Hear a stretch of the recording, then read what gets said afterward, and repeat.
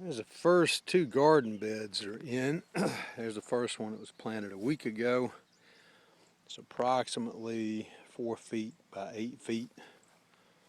And eventually, for this season, we're going to put in 8 of these. There's the other areas marked out as to where they're going. It's about 3 feet between them, so I can get a wheelbarrow or a wagon in between the beds.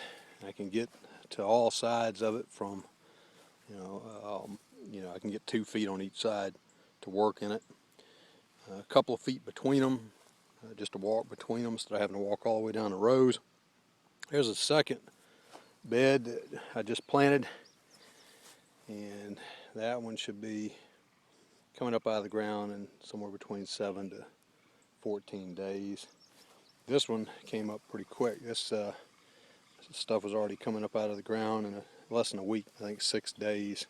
It's beans, 2 different kinds of beans in this bed, some cantaloupes and cucumbers and a few other things. I think there's 5 rows in that one. This one, 4 rows. We got eggplants, tomatoes, 2 other kinds of beans over there, some more cantaloupes, and I forget the name of the thing, but some other kind of melon planted down here on the end. And then we're going to have, every week I'm going to try to put in one more 4x8 bed until I've got all of these completed.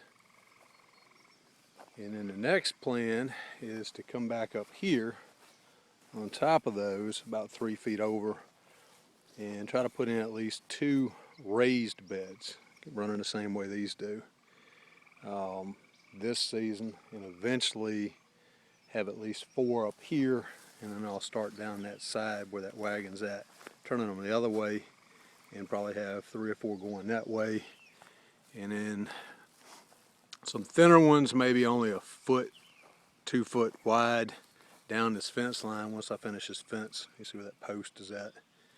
And but eventually this whole corner of the yard is going to be a garden. So there's a start to it. It's not a whole heck of a lot to look at yet, but it's in the ground, and the first 2 beds are in. Like I said, that one's coming along already.